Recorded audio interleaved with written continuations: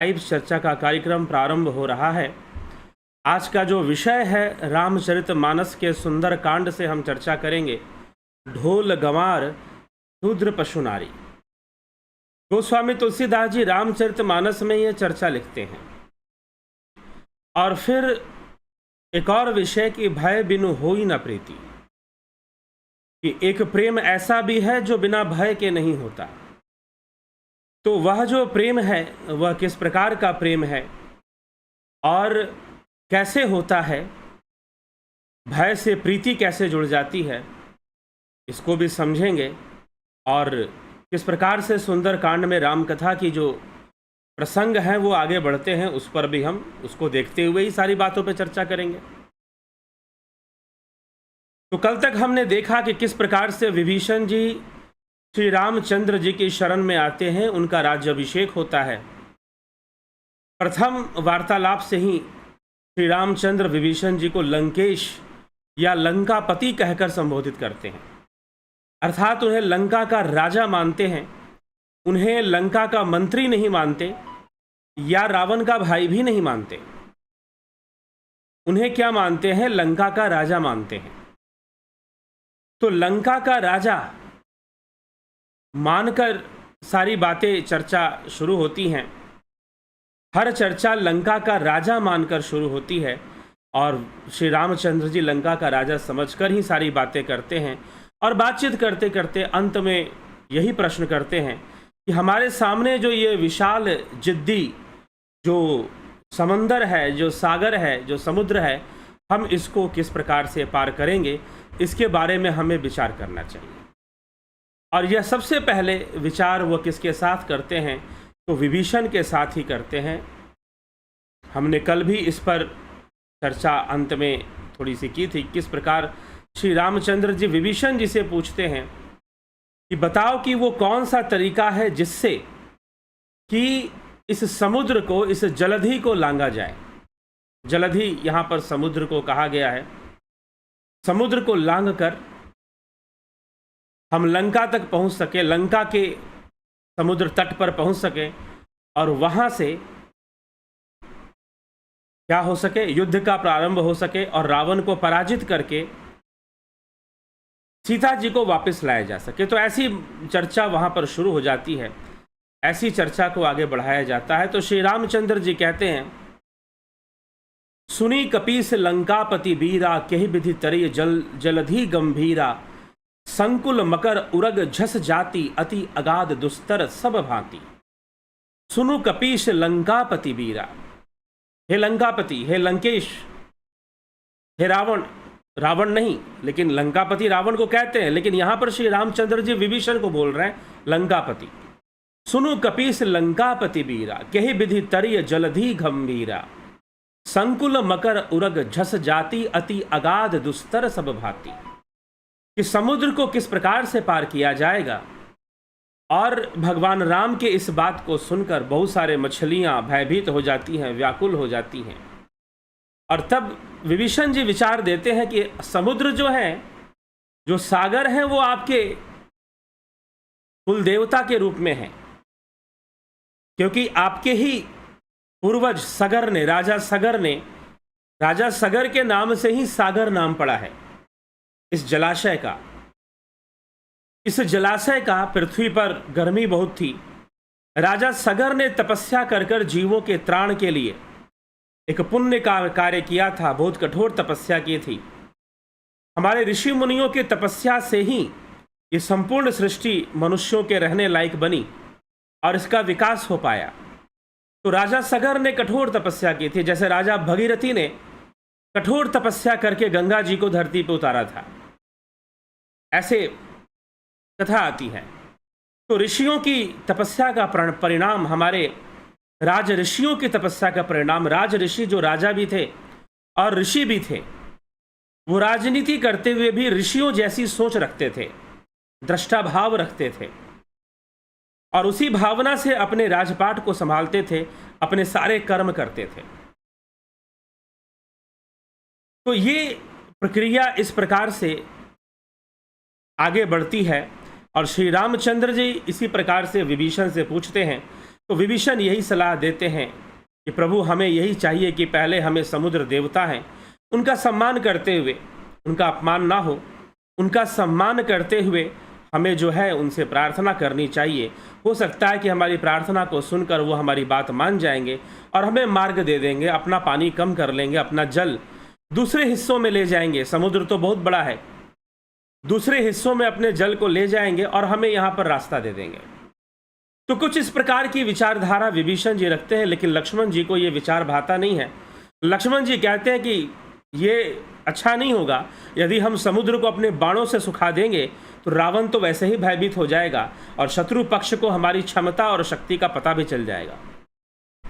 तो ये समुद्र जो जड़ है इसको तो ऐसे मानेगा नहीं है, इसको हमें ऐसे ही करना चाहिए, अपने बाहुबल से, अपने बाणों की शक्ति से हमें इसे सुखा देना चाहिए। अग्निबाण का संधान करके इसे सुखा देंगे तो ये अपने आप पानी कम हो जाएगा और हम रास्ता हमें मिल जाएगा और हम उस पार पहुंच जाएंगे और रावण को का वध कर रावण भयभीत हो जाएगा। भाई युद्ध होने वाला है, युद्ध करना है हमें, तो शत्रु पक्ष के मन में जितना भय उत्पन्न कर सकें अपनी शक्ति का उतना ही बढ़िया है, उतना ही अच्छा होगा। लेकिन लक्ष्मण जी की बात सही थी, फिर भी उस समय प्रथम प्रयास हमेशा प्रार्थना से ही होना चाहिए, प्रथम प्रयास हमेशा निवेदन से ही होना चाहिए। तो समुद्र का सम्मान रखने के लिए, समुद्र देव का सम्मान रखने के लिए श्री रामचंद्र जी प्रार्थना करना ही निश्चय करते हैं। ठीक है विभीषण, तुमने जो नीति बताई है वो बिल्कुल सही है और पहले उसी पर काम किया जाएगा, उसी पर कार्य करते हुए हम आगे बढ़ेंगे और उस पर कार्य करके ही फिर आगे के विचार किए जाएंगे। तो श्री रामचंद्र जी इसी प्रकार से आगे बढ़ते हैं और प्रार्थना शुरू कर देते हैं। प्रार्थना शुरू कर देते हैं तो प्रार्थना जब शुरू कर देते हैं, क्या नो वॉइस प्रॉब्लम, आवाज साफ नहीं है क्या? अगर आपको आवाज साफ नहीं है तो जो लोग बताएं। एक दो लोगों ने लिखा है वॉइस प्रॉब्लम, बाकी लोगों ने तो लिखा नहीं है। चलिए ठीक है, यहां पर तो मुझे अभी सही वॉइस का ही दिखा रहा है। हाँ, बीच थोड़ा सा बफरिंग का प्रॉब्लम आ रहा है, इंटरनेट का प्रॉब्लम, कनेक्शन का प्रॉब्लम थोड़ा दिख रहा है, तो वो ठीक हो जाएगा। चलिए कोई बात नहीं, आगे बढ़ते हैं। तो इस प्रकार से श्री रामचंद्र जी यही निश्चित करते हैं कि हम जो है पहले समुद्र देव से प्रार्थना ही करेंगे और प्रार्थना का निश्चय करके ही, प्रार्थना का निश्चय करके ही श्री रामचंद्र जी प्रार्थना करना शुरू कर देते हैं। अब प्रार्थना करते करते कहते हैं कि 3 दिन बीत जाते हैं और इन 3 दिनों में कुछ और भी घटनाएं घटती हैं। इधर श्री रामचंद्र जी प्रार्थना करते हैं और उधर विभीषण के पीछे रावण जो है अपना दूत भेज देता है। रावण अपने दूतों को भेज देता है विभीषण के पीछे कि जाओ जरा शत्रु पक्ष का बल लेकर आओ, कि कितना बल है जरा मैं भी देखूं, कितना सामर्थ्य है राम में और वानर सेना में। ऐसी इच्छा से रावण अपने दूतों को भेजता है और रावण के जो दूत हैं वो आते हैं लेकिन पकड़े जाते हैं। पकड़े जाने के बाद उनकी वानर सेना के द्वारा बहुत पिटाई होती है, उन्हें दंडित किया जाता है और फिर अंग भंग कर कर उनको भी रावण को भेज दिया जाता है कि भाई जाओ। और वो जो दूत हैं रावण के पास जाकर रावण को बहुत समझाते हैं, सत्य बताने का प्रयास करते हैं और रावण को बहुत समझाते हैं कि मान लेना चाहिए, वहां तो एक एक वानर इतना बलशाली है कि हमें 3-3 बार अकेले ही हरा देगा। और इधर भगवान श्री रामचंद्र जी समुद्र देवता से प्रार्थना कर रहे हैं, प्रार्थना कर रहे हैं कि हमें प्रार्थना समुद्र देव सुन लेंगे। और प्रार्थना करते करते 3 दिन बीत गए। 3 दिन बीत गए और 3 दिन जब बीत गए तो गोस्वामी तुलसीदास जी लिखते हैं, विनय न मानत जलधि जड़ गए 3 दिन बीती, बोले राम सकोप तब भय बिनु होई न प्रीति। भय बिनु होई न प्रीति, बोले राम सकोप तब भय बिनु होई न प्रीति। भय के बिना प्रेम नहीं होता है। क्यों भय के बिना प्रेम नहीं होता? क्योंकि भय का भी अपना एक महत्व है। ये किसके लिए कहा जा रहा है? ये समंदर के लिए कहा जा रहा है, ये जड़ के लिए कहा जा रहा है। अब जो बात है यहां पर समुद्र देवता के लिए बात कही गई कि भाई ये समझ में नहीं आ रहा है इनको। कारण है नहीं समझ में आने के पीछे, नहीं समझ में आने के पीछे कारण ये है कि जो देवता हैं, ज्यादातर जो देवता हैं वो रावण के वश में हैं, रावण के वश में हैं। और रावण के वश में होने के कारण देवता कहीं ना कहीं रावण का ही साथ दे रहे हैं, रावण का ही साथ निभा रहे हैं। तो रावण का साथ निभाने वाले जो देवता हैं वो श्री रामचंद्र जी को सहज नहीं सुन रहे हैं। और वो भला प्रार्थना क्यों सुनेंगे जिसके ऊपर रावण का प्रभाव हो? वो व्यक्ति कहीं ना कहीं अहंकार से भर जाएगा, वो व्यक्ति कहीं ना कहीं मद से भर जाएगा। और इसी प्रकार से यह भी भरा हुआ है, समुद्र देव भी इसी प्रकार से भरे हुए हैं और इसलिए कोई बात नहीं मानते हैं।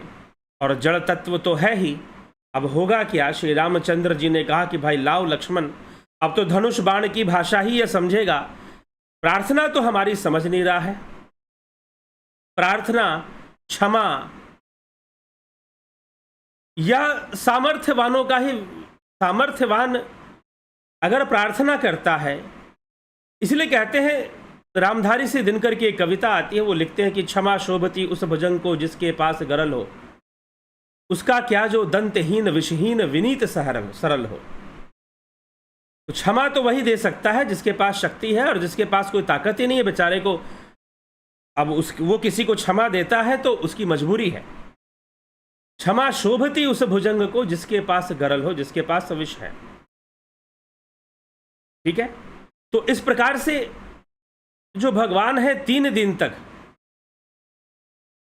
प्रार्थना करते रहे समुद्र को, लेकिन सागर को लगा कि शायद ये कमजोर पड़ रहे हैं, शायद ये अपने आप, अपने सामने, शत्रु के सामने, रावण के सामने, या रावण या इस अथाह समुद्र को देखकर इनका मनोबल कमजोर हो रहा है, इसीलिए प्रार्थना कर रहे हैं। गोस्वामी जी ने लिखा, विनय न मानत, विनयता विनय पूर्वक यह समुद्र नहीं मानता। विनय न मानत जलधि जड़ गए 3 दिन बीती, बोले सकोप राम तब भय बिनु होई न प्रीति। विनय न मानत जलधि जड़, विनय से ये जड़ नहीं मानता है। विनय न मानत जलधि जड़ गए 3 दिन बीती, बोले सकोप राम तब भय बिनु होए न प्रीति। कि भय के बिना प्रेम नहीं होता ऐसे लोगों को। जब तक भयभीत ना करो, जब तक समझाओ नहीं,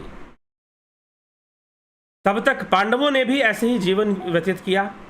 प्रारंभ में विनय पूर्वक अपने, चलो भाई ठीक है, जैसा है वैसे ही हम सही हैं, वैसे ही खुश हैं, युद्ध नहीं किया। अनेकों अत्याचार सहे, अनेकों अन्याय उनके साथ हुआ। 12 वर्षों का वनवास, 1 वर्ष का अज्ञातवास, और फिर दूसरी अनेक यातनाएं, अनेकों कष्टों से उन्हें गुजरना पड़ा। तब तक लगता रहा कि शायद पांडव कमजोर हैं दुर्योधन के सामने, क्योंकि जिसका बल दिखाई देता है लोग, दुनिया उसी को बलवान मानने लग जाती है। लेकिन हो सकता है कि जिसका बल ना दिखाई दे रहा हो वो भी बलवान हो, ऐसा भी हो सकता है। ठीक, तो इसलिए जब ऐसा होता है तो शक्ति की परिभाषा क्या होती है, वास्तव में शक्ति की मर्यादा क्या है और शक्ति की परिभाषा क्या है, यह बहुत अच्छे से हमें समझना चाहिए। और शक्तिशाली पुरुष का जो आचरण है वो कैसा होता है, इस पर भी हमें ध्यान देना चाहिए कि वो कभी दंभी नहीं होते, वो दूसरों पर अत्याचार नहीं छोड़ते, वो हमेशा निर्बल की सहायता करते हैं, निर्बल की वो सहायता करते हैं। और जो दुष्ट लोग हैं, जो अपने छोटे से अहंकार में आकर ही अपने आप को शक्तिशाली समझ लेते हैं, वो कभी भी अपनी शक्ति का सदुपयोग नहीं कर पाते, वो सर्वदा उनके द्वारा दुरुपयोग होता है। तो शक्ति क्या चीज़ है और शक्ति की परिभाषा क्या चीज़ है? शक्ति शोभा किसको देती है? सिद्धि किसके पास शोभा देती है? जिसके पास संयम है, जिसके पास विनय है, जिसके पास क्षमा है। क्षमा एक गुण है जो शक्तिशालियों का गुण है।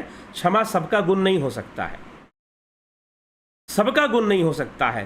तो यहां पर श्री रामचंद्र जी विनय पूर्वक प्रार्थना कर रहे हैं किससे प्रार्थना कर रहे हैं? समुद्र देव से प्रार्थना कर रहे हैं कि आप मान जाइए और हमें जो है अपना मार्ग दे दीजिए। तो गोस्वामी तुलसीदास जी क्षमा करें, रामधारी से दिनकर इस विषय में लिखते हैं कि 3 दिवस तक पंथ मांगते रघुपति सिंधु किनारे, बैठे पढ़ते रहे छंद अनुनय के प्यारे प्यारे। उत्तर में जब एक नाद भी उठा नहीं सागर से, उठी धधिक अधीर धधक पौरुष की आग राम की शर से। सिंधु देह धर त्राही त्राही कहता आ गिरा शरण में, चरण पूजता दासता ग्रहण की बंधा मूढ़ बंधन में। सच पूछो तो शर में ही बसती है दीप्ति विनय की, संधि वचन संपूज्य उसी के जिसमें शक्ति विजय की। सहनशीलता क्षमा दया को तभी पूजता जग है, बल का दर्प चमकता उसके पीछे जब जगमग है। सहनशीलता क्षमा दया को तभी पूजता जग है, बल का दर्प चमकता उसके पीछे जब जगमग है। तो जिसके पीछे शक्ति होगी उसी की क्षमा महत्वपूर्ण है। क्षमा दया तप त्याग मनोबल सबका लिया सहारा, पर नर व्यग्र सुयोधन तुमसे कहो कहाँ कब हारा। क्षमाशील हो रिपु समक्ष तुम हुए विनीत जितना ही, दुष्ट कौरवों ने तुमको कायर समझा उतना ही। रामधारी सिंह दिनकर की जो कविताएं होती थीं, थोड़ा सा दिनकर चरित्र की हम चर्चा आज करते हैं। राष्ट्रकवि दिनकर, रामधारी सिंह दिनकर, परशुराम की प्रतीक्षा, रश्मि रथी लिखने वाले, अनेक काव्यों की रचना करने वाले दिनकर, उनकी जो प्रेरणाएं होती थी काव्य के माध्यम से वो राष्ट्र के लिए होती थी। उस समय के राजनीतिक माहौल पर उन्होंने ये लिखा कि यह जो वास्तव में जो पाकिस्तान जो करता है, या फिर चीन के साथ जब युद्ध हुआ था, या फिर देश में भ्रष्टाचार था, उस समय भी दिनकर ने अपनी कविताएं दी। परशुराम की प्रतीक्षा, और फिर रश्मि रथी, कर्ण के ऊपर, महाभारत के ऊपर, रामायण को माध्यम बनाकर वर्तमान परिवेश में उन वाक्यों को ले आकर उन्होंने काव्य रचना की है। जो समसामयिक समय है उसके आधार पर उन्होंने चर्चाएं की है। तो यहां पर भी कि भारत को अपना शक्ति प्रदर्शन करना चाहिए, नहीं तो छोटे मोटे लोग जो है वो सोचते हैं कि भाई आप तो अहिंसा दिखा रहे हैं। अहिंसक भावना रखनी चाहिए, निश्चय ही अहिंसक भावना हमेशा रखनी चाहिए, परंतु क्योंकि अहिंसक भावना का ही महत्व है। लेकिन कई बार अहिंसा को बनाए रखने के लिए ही हिंसा का प्रदर्शन जरूरी होता है, अहिंसा को बनाए रखने के लिए ही। और स्वयं बुद्ध ने अजात शत्रु को यह बात कही थी। इसलिए अजात शत्रु के जो सैनिक, जो भिक्षु बन गए थे, जो सन्यासी बन गए थे, बुद्ध ने उनको अपने संघ से बाहर निकाल दिया था कि जाओ, तुम्हारा ये कर्तव्य नहीं है। तुम सैनिक थे और तुम्हारा कर्तव्य है कि राज्य में जो डाकू, चोरी और बहुत सारी चीज़ें जो बढ़ रही हैं उन पर प्रतिबंध लगाना, उसके लिए कर्म करो। तो एक ठीक है, व्यक्ति को अहिंसा का ही पालन करना चाहिए, परंतु अहिंसा के दम भी कई बार आदमी अपने दिखावे में अहिंसा बहुत रखता है, लेकिन उस अहिंसा के माध्यम से हिंसा शुरू हो जाता है, हिंसा शुरू हो जाता है। इसीलिए आज़ादी से पहले अहिंसा का नाम तो बहुत हुआ, लेकिन उस अहिंसा के नाम पर खूब दंगे हुए, खूब रक्तपात हुआ। तो इसीलिए एक विवेकपूर्ण हिंसा जरूरी है, जो कि शस्त्र प्रयोग, जिसको हनुमान जी जानते थे कि विवेक से शस्त्र का प्रयोग कैसे करना है, लठसंग से सत्संग किसी को कैसे सुनाना है, वो भली भांति जानते थे कि कितना लठसंग करना है कि सामने वाले को सत्संग सुनाई दे। तो उनकी मुष्टिका भी जब लंकनी पे पड़ती है तो लंकनी को सत्संग सुनाई देता है, और लंकनी कहती है, तात स्वर्ग अपवर्ग सुख धरिये तुला एक अंग, तूल न ताही सकल मिली जो सुख लव सत्संग। तात स्वर्ग अपवर्ग सुख धरिये तुला एक अंग, तूल न ताही सकल मिली जो सुख लव सत्संग। लंकनी को सत्संग सुनाई दिया। हनुमान जी ने तो मुष्टिका प्रहार किया था, जमकर एक मुक्का मारा था, ठीक है। तो शस्त्र प्रयोग, यहां पर यही बात दिनकर की कविता में भी देखने को मिलती है, और श्री रामचंद्र जी के इस प्रसंग को उन्होंने अपने काव्य रचना में ले लिया है कि क्षमा दया तप त्याग मनोबल सबका लिया सहारा, पर नर व्याघ्र सुयोधन तुमसे कहो कहाँ कब हारा। क्षमाशील हो रिपु समक्ष तुम, हुए विनीत जितना ही, दुष्ट कौरवों ने तुमको कायर समझा उतना ही। अत्याचार सहन करने का कुफल यही होता है, पौरुष का आतंक मनुज कोमल होकर खोता है। क्षमा शोभती उस भुजंग को जिसके पास गरल हो, उसका क्या जो दंतहीन विषहीन विनीत सरल हो। 3 दिवस तक पंथ मांगते रघुपति सिंधु किनारे, बैठे पढ़ते रहे छंद अनुनय के प्यारे प्यारे। प्रेम से प्यार से समझाते रहे, लेकिन समुद्र कहाँ मान रहा है। उत्तर में जब एक नाद भी उठा नहीं, सागर से उठी अधिक अधीर धधक पौरुष की आग राम की शर से। और जब अग्नि बाण का संधान भगवान ने किया तो समुद्र दौड़ता हुआ आ गया। सिंधु देह धर त्राही त्राही करता आ गिरा शरण में, चरण पूज दासता ग्रहण की बंधा मूढ़ बंधन में। सच पूछो तो शर में ही बसती है दीप्ति विनय की। सच पूछो तो शर में ही, अगर शांति बनाए रखने के लिए भी शक्ति का प्रयोग नहीं होगा तो शांति भी नहीं बनेगी। विनयशीलता का महत्व और क्षमाशीलता का महत्व शक्तिशाली पुरुषों को ही शोभा देता है। जो स्वयं ही शक्तिहीन है वो किसी को क्षमा देने लायक है ही नहीं, तो क्या क्षमा दान देगा। सच पूछो तो शर में ही बसती है दीप्ति विनय की।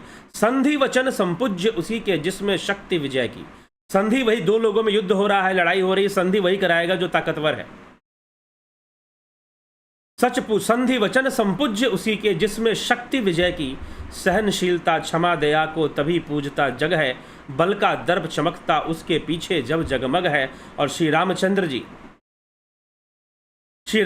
जी ने धनुष बाण उठा लिया और लक्ष्मण जी से कहा, लक्ष्मण बाण सरासर आनु, 100 बारिधि बिसिक कृसानु, 60 सन विनय कुटिल सन प्रीति, सहज कृपन सन सुंदर नीति। हे लक्ष्मण, धनुष बाण ले आओ, मैं अग्नि बाण से समुद्र को सुखा डालूंगा। मूर्ख से विनय, कुटिल से प्रीति और स्वाभाविक ही कंजूस से सुंदर नीति नहीं करनी चाहिए। मूर्खों से कभी विनय नहीं करना चाहिए, कुटिलों से कभी प्रीति नहीं करनी चाहिए, और स्वाभाविक कंजूस जो होते हैं उनसे कभी सुंदर नीति की बात नहीं करनी चाहिए, क्योंकि उनको नीति समझ में नहीं आएगी बिना कंजूसी के। तो इस प्रकार से ममता रत सन ज्ञान कहानी, अति लोभी सन बिरति बखानी, क्रोध ही सम काम ही हरि कथा, उसर बीज वय भल जथा। ममता में फंसे हुए मनुष्य को ज्ञान की कथा, अत्यंत लोभी को वैराग्य का वर्णन, क्रोधी से शम की बातें, शांति की बातें, कामी से वैराग्य और ईश्वर की बातें, इनका वैसा ही फल है जैसे ऊपर में बीज बोने से होता है। ऊसर में मतलब बांझ वस्तु में बीज बोने से होता है। अस कहे रघुपति चाप चढ़ावा, यह मत लक्ष्मण के मन भावा, संधान एवं प्रभु बिसक कराला, उठी उदधि उर अंतर ज्वाला।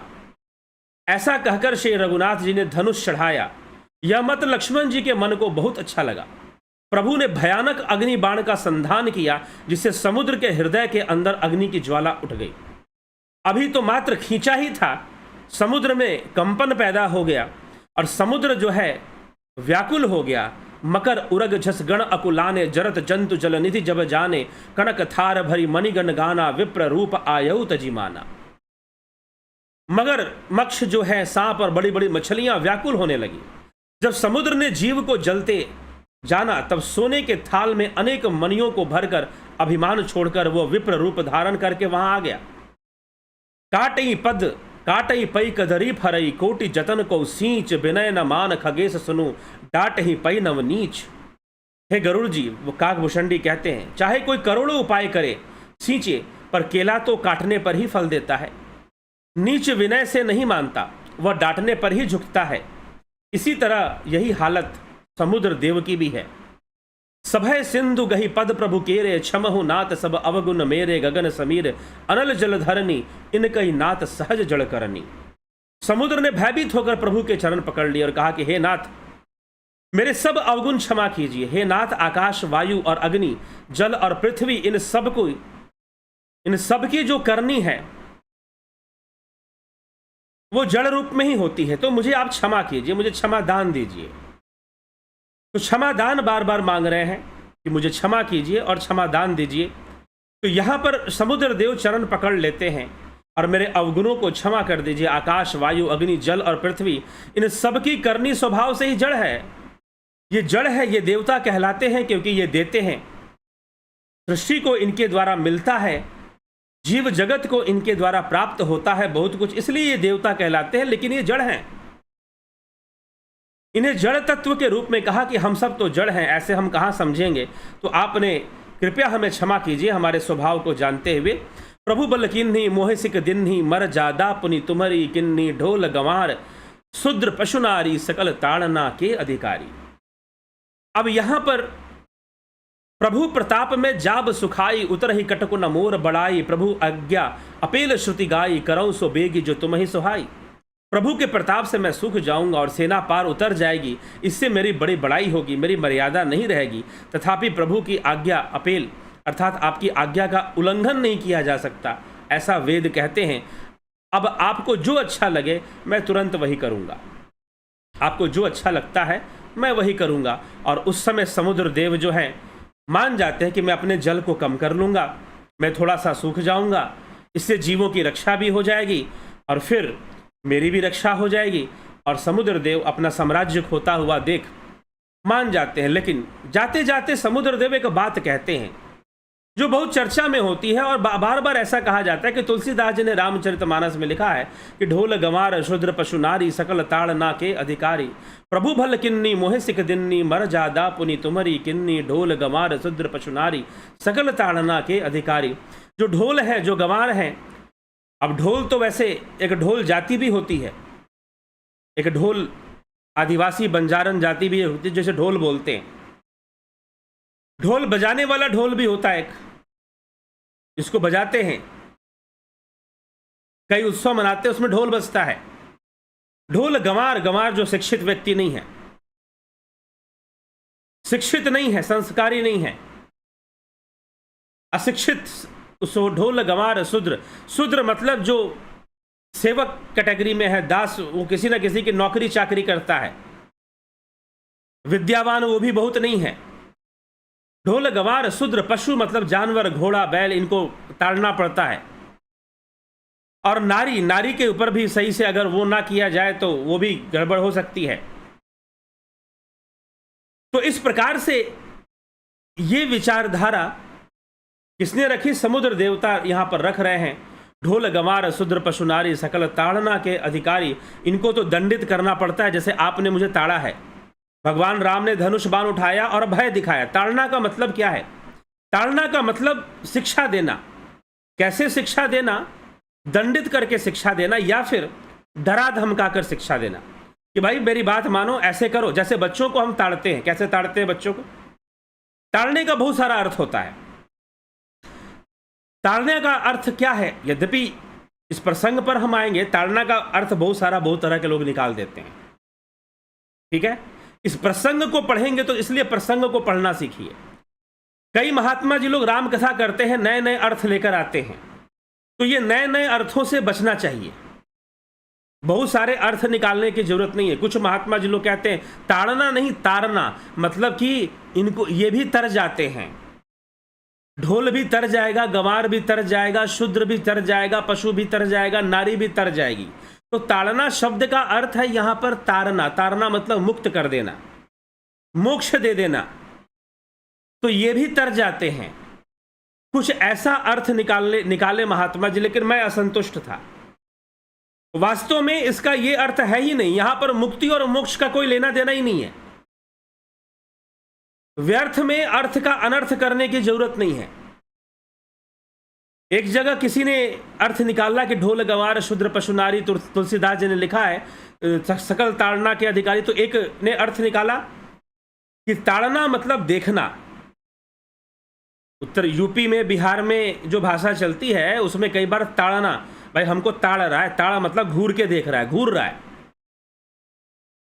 घूरने को भी ताड़ना बोलते हैं। अगर कोई किसी को घूर रहा है तो बोलेगा ताड़ रहा है हमको, तो ये भी ताड़ना होता है।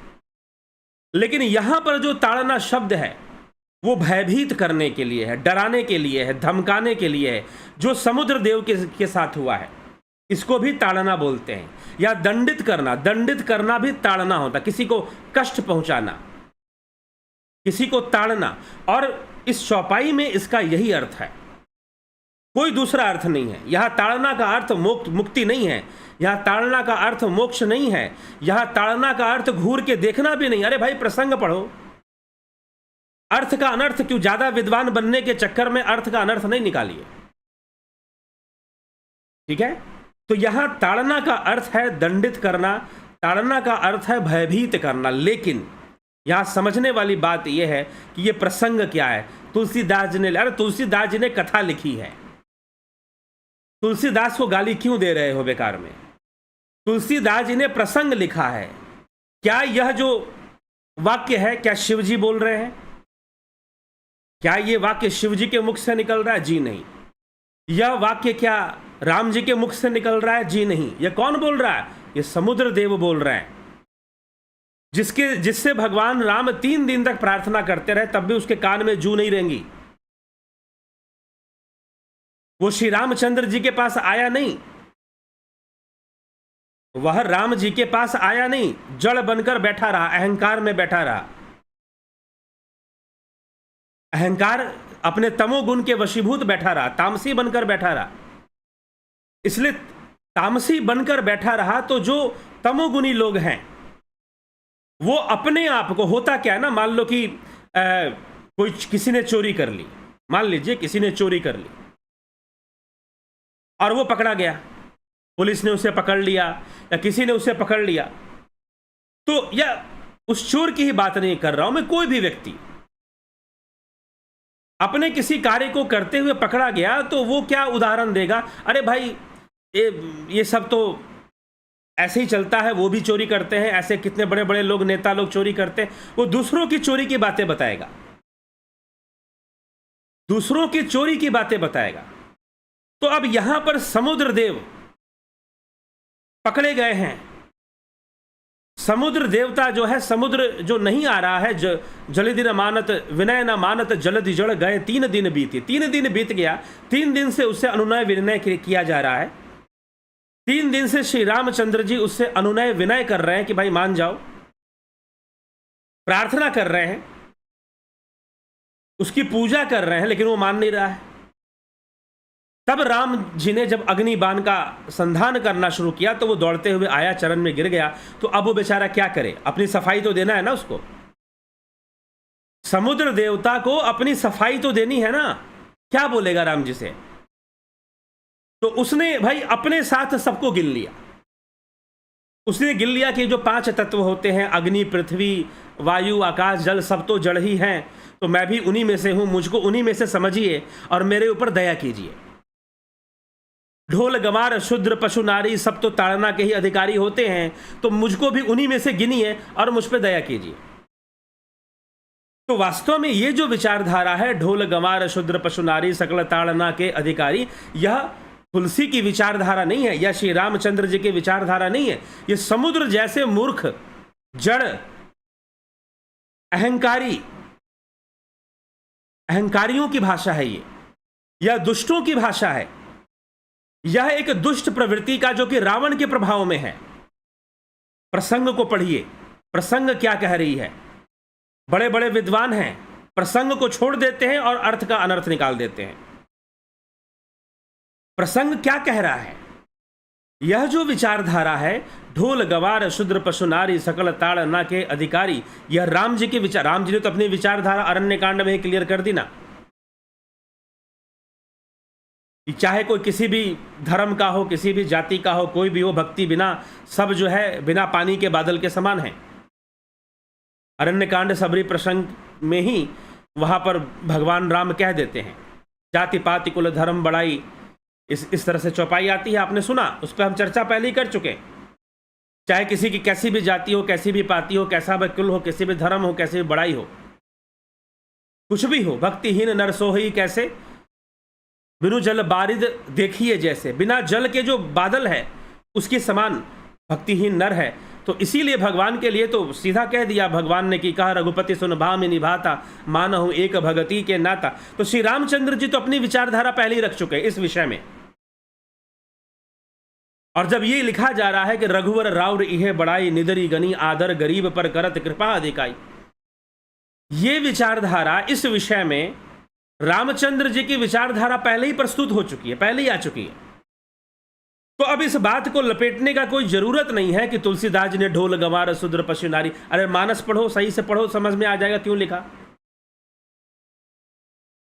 तुलसीदास जी ने क्यों लिख दिया ढोल गंवार शूद्र पशु नारी सकल ताड़ना के अधिकारी? क्या जरूरत थी? इन्होंने तो ऐसे ऐसे गलत बातें लिख दी। अरे ये गलत बात नहीं है, ये एक डायलॉग है।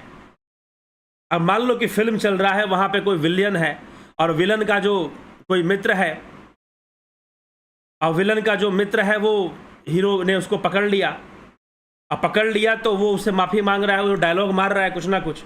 तो जो विलन साइड का जो डायलॉग है वो हो सकता है गालियां भी हो उसमें, तो आप क्या लिखोगे कि डायरेक्टर गालियां दे रहा है? यहां तुलसीदास तो डायरेक्टर बने हुए हैं,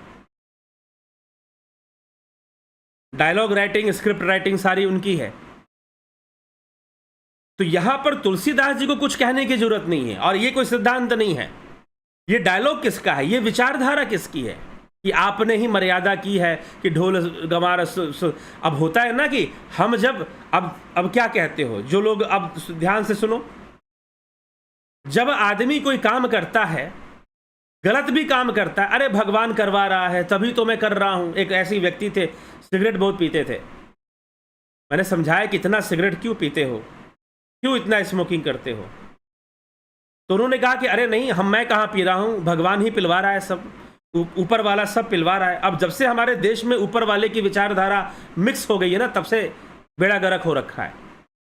उसकी मर्जी के बिना एक पत्ता भी, अरे कहाँ लिखा है कि उसकी मर्जी के बिना एक पत्ता नहीं हिलता? भगवान कृष्ण कह रहे हैं कि सब प्रकृति का कार्य है, प्रकृति करती है, तो उसकी मर्जी के बिना पत्ता भी नहीं हिलता। तो सिगरेट भी मैं पी रहा हूं तो वही दे रहा है, तभी तो पी रहा हूं, उसी की इच्छा है कि मैं सिगरेट पीऊं, ऐसे मुझे उत्तर दिया। मैंने महानुभाव को कहा कि देखो, जब तुम्हें लंग कैंसर हो जाएगा ना, तब यही बात बोलना कि उसी की इच्छा है तो लंग कैंसर हो गया। ठीक है, जीव कर्म बंधन में है, लेकिन कर्म बंधन में ही कर्म करने की स्वतंत्रता है। इसीलिए यह जो डायलॉग है ढोल गंवार शूद्र पशु नारी, ये राम जी की विचारधारा नहीं है। सकल ताड़ना, हमें ताड़ना को भयभीत करना और धमकी देना ही मानना पड़ेगा। क्यों मानना पड़ेगा? क्योंकि समुद्र देवता के साथ भगवान राम ने यही किया है, उसकी ताड़ना की है, उसको धमकी दिया है, उसको भयभीत किया है। तो वो अपनी सफाई में, वो अपनी सफाई देने में समुद्र देवता आए हैं, गलती तो उनसे हो गई है। अब गल में जो समुद्र देव है बोल रहा है कि ढोल गंवार शूद्र पशु नारी सकल ताड़ना के अधिकारी, तो ये सफाई देने का तरीका है, तो ये सफाई देने का उसका तरीका है। ठीक है, तो समुद्र देव ने इस प्रकार से अपनी सफाई दी है कि मुझसे क्या गलती हो गई, हम तो जड़ हैं और मैं ही जड़ नहीं हूं, और ऐसी गलतियां मुझी से नहीं होती है। ये जितने भी हैं, ये पंच तत्व हैं, वो भी जड़ हैं, और फिर ये ढोल गंवार शूद्र पशु नारी, ये सब तो जड़ ही टाइप होते हैं, और इनकी भी ताड़ना होती है। तो मुझे भी आप उसमें ही गिन लीजिए। और आपने तो कईयों को तारा है, आपने तो केवट पे कृपा की, शबरी पे कृपा की है, आपने तो सब पर कृपा किया है, तो आप मुझ पर भी कृपा ही करिए। ऐसी प्रार्थना लेकर समुद्र देवता आ गए हैं। गलती तो उनसे हो गई है, क्या करे बेचारा। तो प्रसंग के अनुसार यही अर्थ समझ में आता है, प्रसंग के अनुसार यही अर्थ समझ में आता है। और यह जो विचारधारा है, यह विचारधारा किसकी है? यह विचारधारा समुद्र की है, और यह विचारधारा रावण की है। यह विचारधारा रावण की है, ठीक है, क्योंकि समुद्र देव रावण के प्रभाव में है, देवता भी रावण के प्रभाव में है। तो रावण के प्रभाव में होने के कारण समुद्र ऐसे बहानेबाजी कर रहा है, ऐसी डायलॉग बोल रहा है। अरे जिसकी जो मानसिकता होगी वही तो उगलेगा ना, और उगलेगा क्या? उसने वही सीखा है, वही जानता है वो। इसीलिए ऊंच नीच की भावना से उसका मन भरा हुआ है। और समुद्र जैसे जो नीच भावना वाले हैं, या रावण जैसे जो नीच भावना वाले हैं, वो ऐसी विचारधारा। अब ऐसी बात मैं क्यों कह रहा हूं कि ये रावण की विचारधारा है? क्योंकि रावण भी ऐसे विचार रखता है। नारी के विषय में कई चौपाइयां रावण के मुख से निकली हैं, जैसे कि पीछे भी मंदोदरी को कहता है कि नारी तो स्वभाव से ही डरपोक होती है। जबकि चाणक्य नीति में चाणक्य लिखते हैं कि महिलाएं जो होती हैं वो पुरुषों से 7 गुना ज्यादा साहसी होती हैं, साहसी होती हैं। चाणक्य नीति में आचार्य चाणक्य लिखते हैं कि महिलाएं, एक जो नारी है वो पुरुषों से 7 गुना, 7 टाइम या 8 टाइम, शायद 8 गुना लिखा हुआ है, क्षमा करें 8 गुना लिखा हुआ है संभवतः, 8 गुना अधिक साहसी होती हैं, हिम्मत वाली होती हैं, ये बात लिखा गया। और ये रावण बोलता है मंदोदरी को कि स्त्रियां तो स्वभाव से डरपोक होती हैं। तो ये रावण की विचारधारा। अभी रावण और भी बोलेगा बहुत कुछ उटपटांग चीजें, लंका कांड में और भी कुछ वो नारी के लिए बोलेगा। तो ये रावण की नीति है ये। और उसी विचारधारा में देवता और समुद्र तो रावण के चारों तरफ, रावण के से हमेशा आतंकित रहते हैं। तो रावण के ही प्रभाव में है। इतने वर्ष बीत गए रावण के राज चलते चलते, रावण का प्रभाव चारों तरफ है। कईयों ने तो सोच लिया कि अब रावण ही भगवान है, अब शायद कोई अवतारी पुरुष नहीं आएंगे रावण को संभालने के लिए, बहुत लंबा समय। तो लोग एडजस्ट कर लेते हैं ना, क्या करें बेचारे। हमारे देश में ही अगर भ्रष्ट तंत्र आ जाए, भ्रष्ट मंत्री आ जाए, भ्रष्ट मुख्यमंत्री प्रधानमंत्री आ जाए, तो बहुत सारे जनता के लोग भी भ्रष्टाचार में लिप्त हो जाते हैं, क्योंकि पूरा का पूरा सिस्टम ही वैसा बन जाता है। पूरा का पूरा सिस्टम ही वैसा बन जाता है और वो भी उसी तरह से अपने कार्य करने शुरू कर देते हैं। लेकिन समय परिवर्तनशील है, काल का परिवर्तन निश्चित है, समय किसी का रहता नहीं है। रावण हो चाहे कोई भ्रष्टाचारी प्रधानमंत्री हो, चाहे जो भी हो, सबका समय नहीं टिकता। सब हमेशा टिक के नहीं रह सकते। समय बदलेगा और उनका कोई ना कोई विरोधी तत्व भी आ जाएगा। लेकिन बहुत लंबे समय से रावण के शासन के प्रभाव में जो देवता हैं वो भी भ्रष्ट हो चुके हैं, वो भी भ्रष्ट हो चुके हैं। भ्रष्टाचार को उन्होंने अपना लिया। उनको लगने लगा है कि भाई यही शायद ऐसे ही होता है। जैसे कि हम अपने देश में आपको बता रहे हैं, आज भी ऐसा चल रहा है, पूरी तरह से खत्म नहीं हुआ, शायद थोड़ा कम हो गया है। यदि आप चाहते हैं, माता पिता हमारे देश में ज़्यादातर लोग जो हैं, अगर पुत्र होता है तो पैसे जमा करते हैं, अगर पुत्री होती है तो भी पैसे जमा करते हैं, पुत्री हो गई तो वो दहेज के लिए पैसे जमा करते हैं, और यदि पुत्र हो गया तो सरकारी नौकरी में घूस देने के लिए पैसा जमा करते हैं। ये घर घर की कहानी है। ये ऐसा नहीं कि बिहार में है या उत्तर प्रदेश में है या कहीं और है, हर जगह है कि भाई पैसे जमा करो 5 लाख 10 लाख, ताकि बेटे की सरकारी नौकरी भी लगवानी होगी, बेटे की सरकारी नौकरी भी लगवानी होगी। लोगों ने क्या किया, सिस्टम को एक्सेप्ट कर लिया। जो भ्रष्ट तंत्र था, उन्होंने देखा कि हम कहां लड़ेंगे सामर्थ्यवान लोगों से, मंत्रियों से, भ्रष्ट और गुंडा नेताओं से हम कहां लड़ेंगे। तो उन्होंने कहीं ना कहीं भ्रष्टाचार को, गंदगी को स्वीकार कर लिया और स्वीकार कर कर ही जीवन जीना शुरू कर दिया उन्होंने कि ठीक है भाई, बिना घूस दिए तो सरकारी नौकरी होना नहीं है, बिना पैसा लगाए तो सरकारी नौकरी मिलनी नहीं है।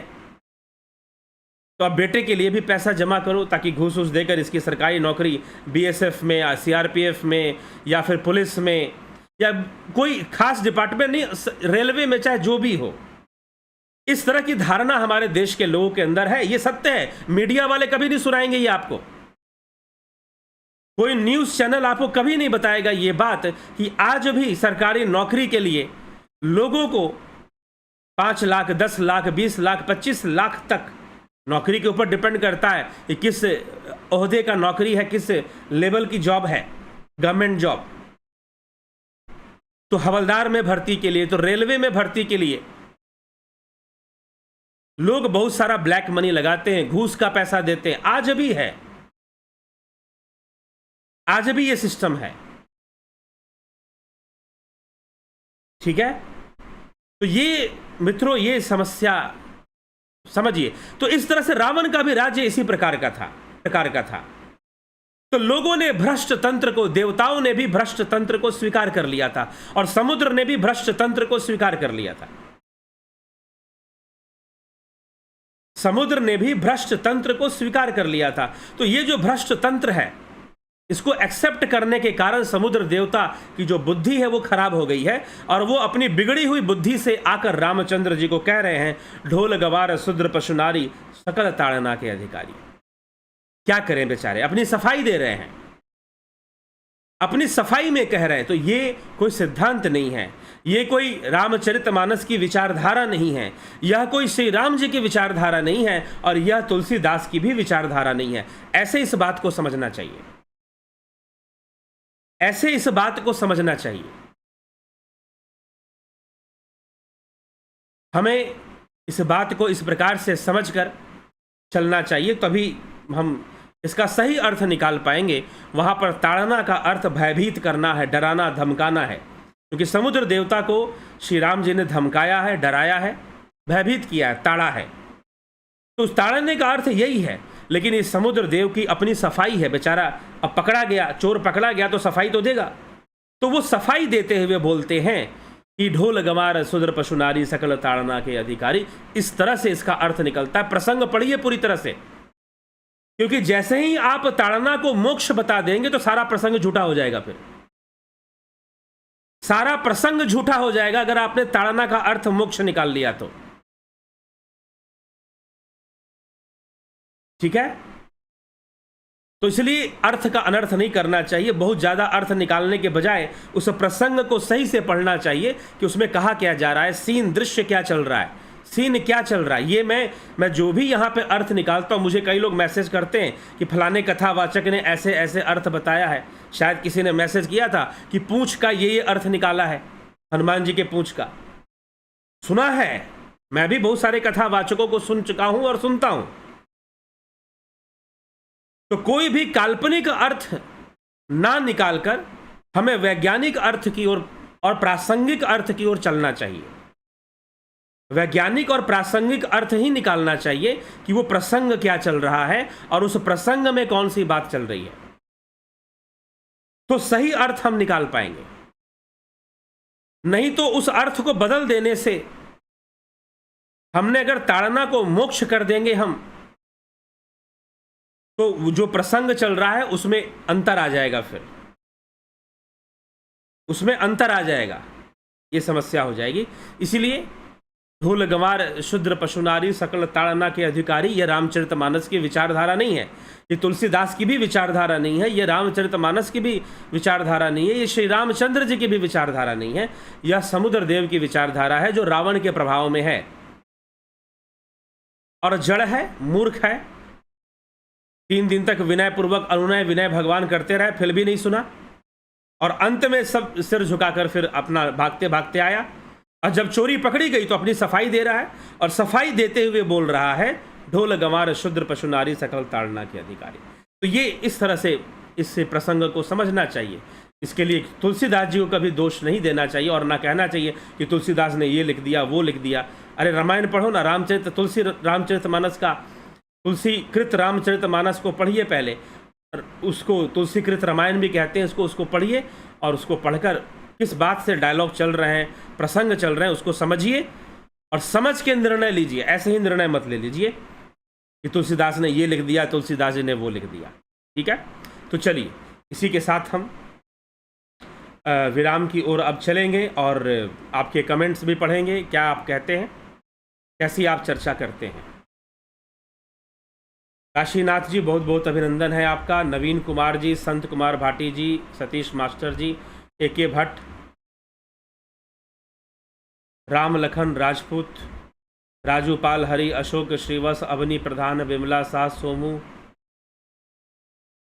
आपके जैसा कोई नहीं समझा सकता, बढ़िया और सरल, साथी में सत्यता पर आधारित, विनोद कुमार सूद, नेहल सदावर्ते, चितरंजन बरुआ, रविशंकर चौहान, कन्हई कुमार, भरत छबलानी, अनुसंधान जी, रमेश पेशवानी जी, सविता नायक, रामनिवास मीना जी, उषा श्रीवास्तव जी, योगेंद्र पंडित, भिखू कुचाड़िया जी, शिवम भट्ट जी, रामविलास जी,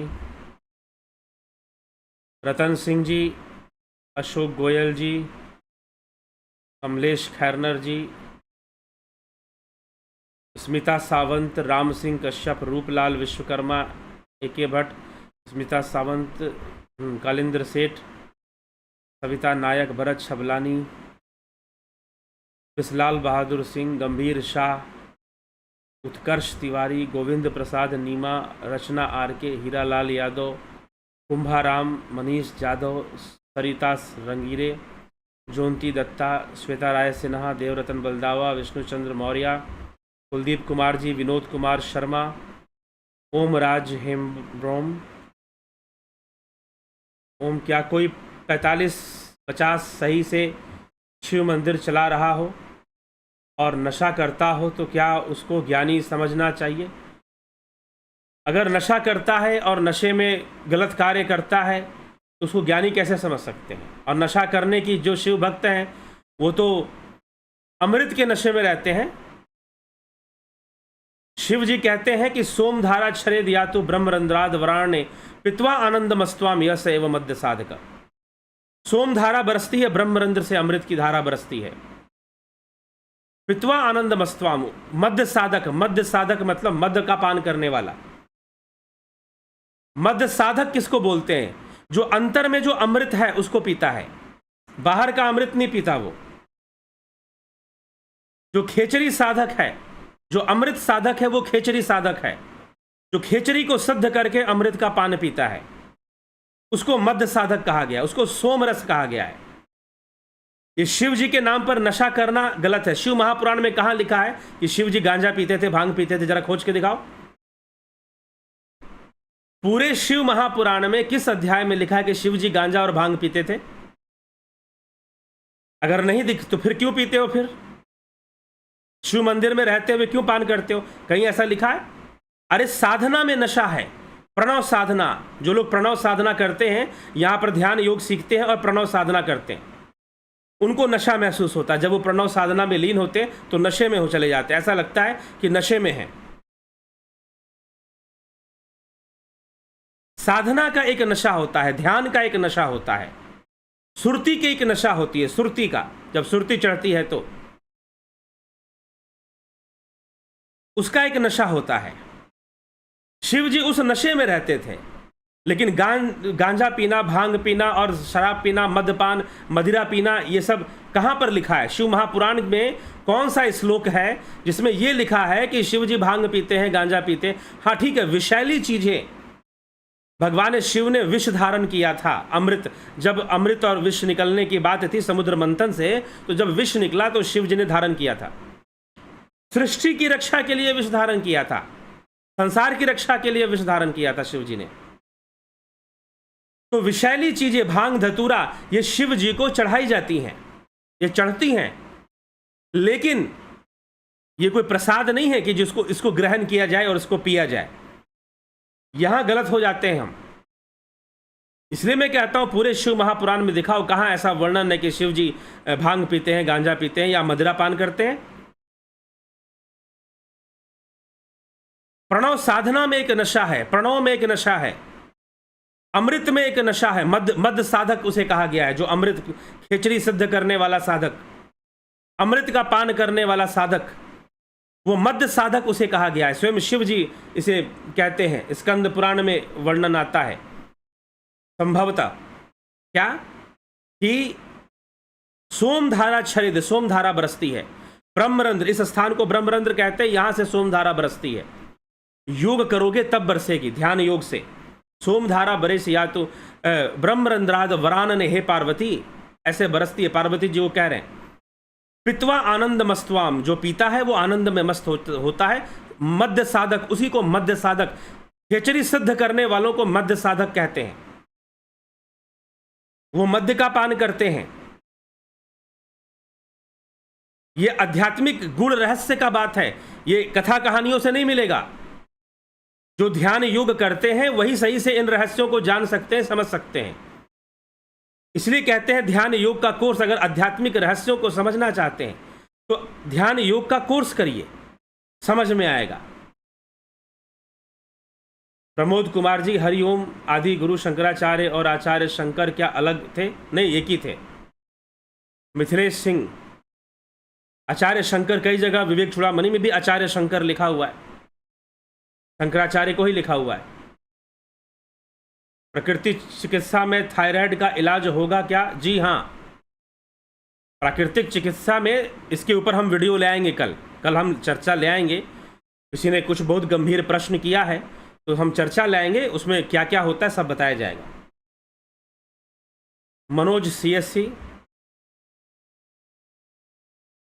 अशोक माली, उषा रानी मुंजल, अफंता प्रोडक्शन, अपर्णा सिंह, प्रमोद कुमार। गुरुजी हरिओम। मैंने आपके बहुत सारे वीडियो डाउनलोड किए हैं, जैसे विवेक चूड़ामणि, पतंजलि योग, मांडुक्य कारिका, तैत्तरीय कठोपनिषद, और मैं ध्यान करता हूँ क्या मुझे कोई गुरु करना चाहिए? ध्यान योग का कोर्स कर लीजिए आप अच्छे से, वो ज़्यादा जरूरी है। जय माता की जय। गुरु कोई ऐसे औपचारिक गुरु तो करने के लिए मैं कभी सलाह ही नहीं देता, मैं कभी एडवाइस नहीं देता कि औपचारिक रूप में कोई गुरु धारण करिए। जो भी ज्ञान का स्रोत है वो गुरु ही है। नदी भी गुरु, समुद्र भी गुरु, और जहां से भी स्रोत मिल रहा है, बस ये अपनी भावना का विषय है। मैं कोई गुरु हूं जी नहीं, मैं कोई इस भावना से आपको कुछ नहीं बताता कि मैं गुरु हूं, मैं 100 लोगों का गुरु बन गया हूं जी नहीं। मैं सहयोग की भावना से ही यहां पर विचार देता हूं, खुद सेवा की भावना से देता हूं। आप मुझे गुरु मानोगे बेहतर है, आप मुझे भाई जी बोलिए, सर जी बोलिए, अच्छा है, ठीक है। तो इसीलिए कोई औपचारिक रूप से कि हाँ गुरु बनाना है, गुरु बनाना है, जैसे कि भाई मेरी सास ने बनाया है, मेरी जेठानी ने बनाया है, तो चलो हम भी गुरु बनाएंगे, पड़ोसी ने बनाया है तो मैं भी गुरु बनाऊंगी या बनाऊंगा, इस तरह की भावना जो गुरु के प्रति है, उस भावना को खत्म कीजिए। ज्ञान पे फोकस कीजिए, साधना पे फोकस कीजिए। और ये जो औपचारिक रूप से गुरु बनाना है और फिर गुरु आज्ञा का ढोंग, और फिर गुरु जी थोप देंगे कि भाई दूसरा गुरु मत बदल लेना, पाप लगेगा, ये हो जाएगा, वो हो जाएगा, नरक में चले जाओगे। तो इस तरह की जो चीजें हैं, इस तरह का जो सेटअप है, हाँ ठीक है, गुरु आज्ञा, गुरु वचनों का महत्व होता है, मैं इसको वो नहीं कहता, लेकिन इस प्रकार से किसी को मानसिक रूप से गुलाम बनाने की कोशिश, कूप मंडूक, कुएं का मेंढक। अब होगा क्या कि अब कुएं का मेंढक एक बोलेगा जय गुरुदेव तो दूसरा भी बोलेगा जय गुरुदेव। अब आवाज गूंजती है ना कुएं के अंदर, उसको लगेगा कि हम बड़े ज्ञानी हैं, हम ही ज्ञानी हैं, और हमारी संस्था से जो नहीं जुड़े सब अज्ञानी हैं। हमारे गुरु से जिसने ज्ञान नहीं लिया वो सब अज्ञानी है, बस अब प्रचार में लग जाओ। तो क्या होगा? वही कौम खड़ी होगी जिसकी समस्या हम देख रहे हैं, ठीक है। तो इसीलिए फिर से वही बातें शुरू हो जाएंगी। तो इसलिए इस तरह के गुरु बनाने की कोई मैं प्रेरणा नहीं देता हूं, और ना मैं खुद इस प्रकार का कोई गुरु हूं, ठीक है। कई लोग गुरु जी लिखते हैं, तो कई लोग, एक ऐसे ही एक भाई साहब थे, एक माता जी थी, उनको मैंने कहा कि मैं कोई गुरु नहीं, मुझे गुरु जी मत बोलिए। तो उन्होंने कहा कि नहीं, आप ही कहते हैं कि जो ज्ञान का स्रोत है गुरु है, तो हम आपको गुरु मानते हैं, ये हमारा विषय है, ठीक है, आप मानो। लेकिन फिर वो वाली कहानी शुरू करोगे कि नहीं ये चमत्कार कर दे गुरु जी, या ये हो जाएगा, वो आपकी बात है, आपका ये विषय है, ठीक है। तो इस तरह से आप समझिए, मैं कभी भी औपचारिक रूप से कोई गुरु धारण करना है, इसके लिए मैं कभी ना यहाँ बोलता हूँ और ना कभी समझाता हूँ, ठीक, कि गुरु नहीं धारण करेंगे तो अरे भाई, नरक और स्वर्ग गुरु का विषय ही नहीं है। नरक और स्वर्ग तो कर्म का विषय है, इसमें गुरु का क्या लेना देना? गुरु का काम है मोक्ष का मार्ग दिखाना, तो उसमें नरक स्वर्ग का क्या मतलब है कि गुरु छोड़ देंगे तो नरक में चले जाएंगे, गुरु कर लेंगे तो, और गुरु को किए हुए ही बहुत पाप कर देंगे, तो गुरु किए हुए ही और गुरु के नाम पे ही बहुत सारा पाप कर दिए, तो फिर क्या होगा? क्या उसका फल नहीं मिलेगा? फल तो उसका भी मिलेगा भाई साहब, ठीक है। तो ये चीज है, ये सारे हमको, इस बात को हमको समझना है। लेकिन इस तरह की भावनाएं संस्थाओं में और गुरुडम में पैदा किया जाता है कि तुम गुरु के लिए कुछ भी करोगे तो गुरु से क्षमा करते हैं, माफ़ करते हैं, तुम गुरु के लिए ही चलो और गुरु के संस्थान के लिए ही काम करो, बहुत तरह की बातें हैं। तो औपचारिक रूप से गुरु बनाने का कोई प्रेरणा मैं यहाँ पर नहीं देता हूँ। हाँ, ध्यान योग का कोर्स करना है, साधना अच्छे से सीखनी है, ध्यान करना है, कोर्स ज्वाइन कीजिए और कोर्स का लाभ उठाइए। क्या कोर्स करेंगे तो हम क्या गुरु बना लेंगे? जी नहीं, ऐसा कुछ भी नहीं है। आप एक सही मार्ग पकड़ेंगे ध्यान योग करने का। गुरु मानना बनाना यह सब आपका व्यक्तिगत विषय है, ना कि कोई निर्धारित विषय है, ठीक है। तो इसीलिए, और खुद हम महापुरुषों को, दत्तात्रेय जी के 24 गुरु, और भी कई हम इतिहास पढ़ेंगे तो उसमें कई इस प्रकार के बातें आती हैं जो हमें इन्हीं बातों को समझाती हैं जो मैं बता रहा हूँ, ठीक है। चलिए, तो इसी के साथ अब आगे बढ़ेंगे। गणेश पवार जी, मनोज जी, रामविलास जी, अनुसंधान जी, सबका बहुत बहुत अभिनंदन है, सबका बहुत बहुत स्वागत है दिव्य सृजन इस चैनल में। और अगर आपको लगता है कि यहाँ श्रेष्ठ चर्चा होती है तो ज़रूर चैनल के वीडियोस शेयर भी किया करें, चैनल के वीडियोस शेयर भी किया करें, अच्छा रहेगा। और सब्सक्राइब, शेयर लाइक कमेंट जरूर करें। वो भी अगर आप चाहते हैं कि हाँ ऐसे विचारधारा लोगों तक पहुंचनी चाहिए तो आप जरूर लाइक कमेंट शेयर भी किया करिए। और इसी के साथ मैं विराम दूंगा। कल फिर 9 बजे लाइव चर्चा में सुंदरकांड। आज नवरात्रों के साथ साथ आज रामनवमी। आप सभी को रामनवमी की बहुत बहुत शुभकामनाएं। माता पार्वती का जन्म भी आज के दिन ही हुआ था। शिव महापुराण के अनुसार पार्वती जी का जो जन्म है चैत्र मास की 9वीं तिथि को मृगशिरा नक्षत्र में हुआ था। शिव महापुराण में ऐसा वर्णन मिलता है कि चैत्र मास की 9वीं तिथि को क्या हुआ था? पार्वती जी का जन्म मृगशिरा नक्षत्र में हुआ था। तो आप आज पार्वती जी का भी जन्मदिन है, भगवान राम का भी जन्म दिवस है। और यह नवरात्रि अपने आप में एक पूर्ण रात्रि मानी जाती है। रात्रि को हम मनाते हैं क्योंकि यह जो रात्रि है यह किसकी रात्रि है? या निशा सर्वभूतानां तस्याम जागर्ति संयमी यस्याम जागृति भूतानि सा निशा पश्यतो मुने। या निशा सर्वभूतानां, तो सर्वभूतानां मतलब कि सभी भूतों के लिए जो रात्रि है, योगी उसमें जागते हैं, संयमी उसमें जागते हैं और योग साधना करके वो योग साधना का लाभ उठाते हैं। ठीक है, तो इसीलिए ये नवरात्रि साधना की रात्रि होती है। इन नवरात्रि में साधना करनी चाहिए। इसमें की हुई साधनाएं जल्दी सिद्ध होती हैं, ऐसी मान्यता है और करनी चाहिए। 9 दिन हो सके तो अल्पाहार लेना चाहिए या फलाहार लेना चाहिए और उपवास करना चाहिए। तो इस प्रकार से फलाहार करते हुए उपवास, फलाहार या अल्पाहार करते हुए जो साधना होती है उसी को उपवास कहते हैं। उपवास का अर्थ भोजन का त्याग नहीं है, यह ध्यान रखिएगा। उपवास का अर्थ भोजन का त्याग नहीं है। उपवास का अर्थ है कम भोजन करते हुए या अल्पाहार या फलाहार करते हुए साधना करना, ध्यान योग करना। साधना में रत होने से उपवास होता है, मात्र खाना छोड़ देने से उपवास नहीं होता। ठीक है, चलिए आगे बढ़ते हैं। भाई ओम तत्सत क्रिया योग के बारे में बताइए। पहले बताया जा चुका है और अभी 1 घंटा हो चुका है, तो अभी इस समय को ध्यान रखते हुए अभी इस पर चर्चा नहीं होगी, आगे बाद में होगी। हाँ, योग शास्त्र के प्लेलिस्ट में और योग सूत्र, अभी रामचरितमानस भी समापन, अभी तो जल्दी समाप्त नहीं होने वाला। मानस में भी बहुत सारी चर्चाएं बाकी है। लंका कांड है, उत्तरकांड है, तो उत्तरकांड पे समय लगेगा। लंका कांड में बहुत समय नहीं लगेगा, बहुत छोटा सा चैप्टर है, लेकिन उत्तरकांड में समय लगेगा, जाएगा। और उत्तरकांड में समझने वाली बातें ज़्यादा हैं, नीतियाँ ज़्यादा हैं, उपदेश ज़्यादा हैं, कथा कहानी उसमें कम है, तो उसमें चर्चाएं आगे बढ़ेंगी। तो अभी तो समय थोड़ा है। और उसके बाद शिव सूत्र पर व्याख्यान आएगा। शिव सूत्र वसुगुप्त द्वारा रचित शैव दर्शन जो है, त्रिक शैव दर्शन जिसको बोलते हैं, शैव दर्शन पर और शिव सूत्रों पर भी व्याख्यान आएगा। और फिर शिव सूत्र के साथ योग सूत्र पर भी व्याख्यान दोबारा आएगा। पतंजलि के योग सूत्र पर तो फिर से क्रिया योग आ जाएगा। अष्टांग योग जो है वास्तव में उसी को क्रिया योग कहा है महर्षि पतंजलि ने। तो उसको हम अष्टांग योग जो महर्षि पतंजलि ने दिया है उसको क्रिया योग उन्होंने एक तरह से उसको कहा गया है।